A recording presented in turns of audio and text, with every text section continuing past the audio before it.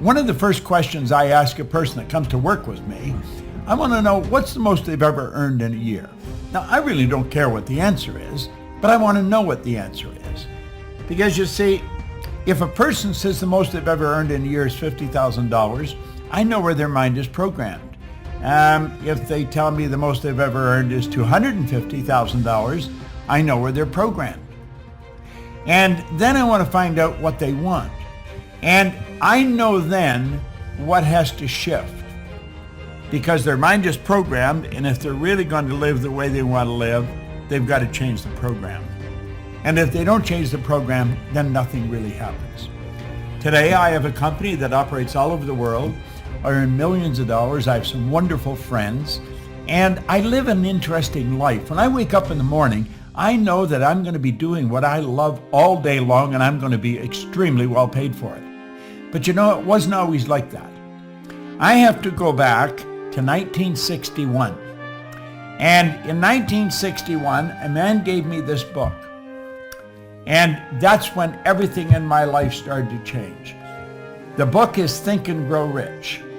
There was a huge shift in the direction of my life. You could change everything in your life. You see, today can be the turning point in your life by making a simple decision. But if you don't make decisions, you're going to stay right where you are. We have to make decisions. If we're going to change, we have to change the direction that we're going. And when we change the direction we're going, then we want to make sure we're going in the right direction. Because if we're not, we're going to either go backwards or we're going to stay where we are. I had something pretty interesting happen. When I committed to study this material every day and follow proven direction, the change that took place was enormous. And you know, it can be for you. Now, there's one thing that you absolutely require if you're going to make a big change, and that's discipline. See, without discipline, nothing happens. Now, I found that discipline is the ability to give ourselves a command and then follow it. Now, I'm going to suggest as we go through this, I suggest you make some decisions. Don't look at somebody else and say, what are you going to do? You see, what they're going to do has absolutely nothing to do with where you're going. It's what are you going to do? That's what really makes the difference. Now, I've worked with tens of thousands of people all over the world, and I've watched some absolutely phenomenal changes take place. I've watched kids go from a C&D average to an honors mark almost overnight. I would have difficulty counting all the people that have gone from ordinary incomes to multi-million dollars. You see, earning money is not difficult. It's just that hardly anyone knows how to do it. And for good reason. We can go right to our school system and no one ever teaches us how to earn money. And for good reason, they don't know how to earn money.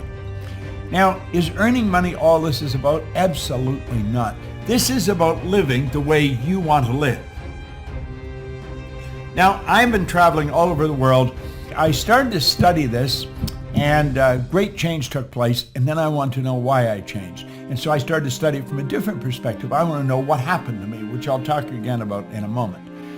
And so I began to study, and then when I figured it out, got the dots to connect, all I wanted to do was share it with other people. Everywhere I've gone around the world, I have found that people are essentially the same. Now, I've worked in China, I've worked in South America, I've worked in Australia, New Zealand, all over Asia, across all over North America, and certainly all over Europe. And people are essentially the same. Doesn't matter where you go. I don't care if you're in Shanghai, in Kosovo, or New York City. I have found that there's three things.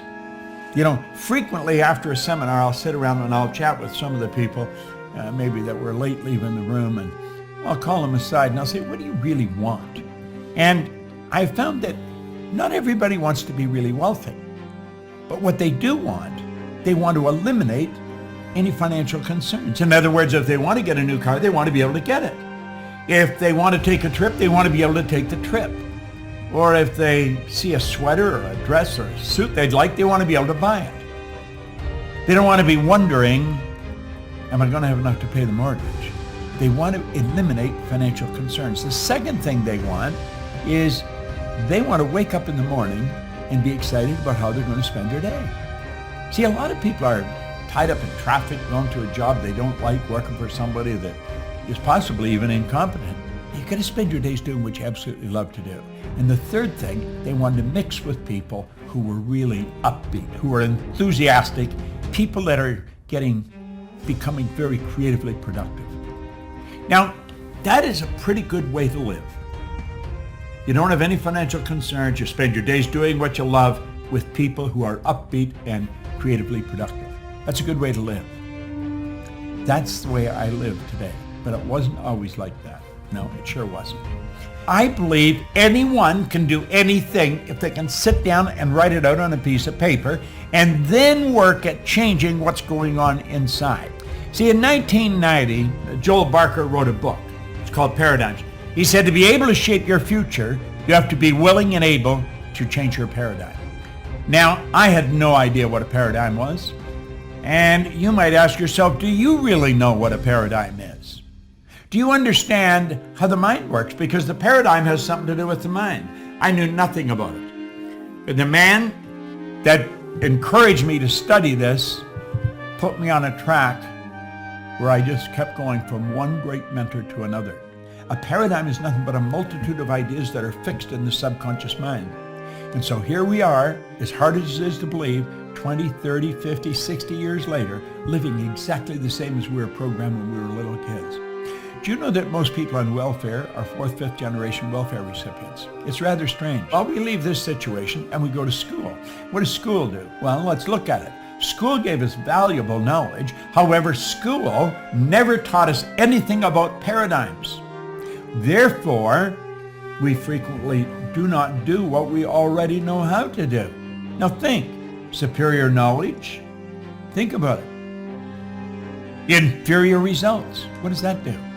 That causes confusion and frustration. Now think about this for a moment. We've gathered great knowledge, but we know nothing about the paradigm. So watch here. There's all the knowledge we got in school. We've got it packed in there. But you know something? It doesn't equate to the results we're getting. You're going to find absolutely brilliant people getting very bad results. You're going to find people that are brilliant. They know exactly what to do, but they don't do it. Why? It's the paradigm that controls their behavior. Now listen, I've studied this for over half a century. I had no formal education. I had no business experience. I earned millions of dollars. I'm 81 years old. I've got more energy than most people that are 21. I have a sister-in-law that says he's 81, he looks about 60, and he's actually about 30. Well, she got that down pretty good because that's just about the way it is. Why? It's because I understand how to use the mind. Now look, if you want to change your results, if you really want to change the results, there's something that you've got to do. You've got to know how to change the paradigm.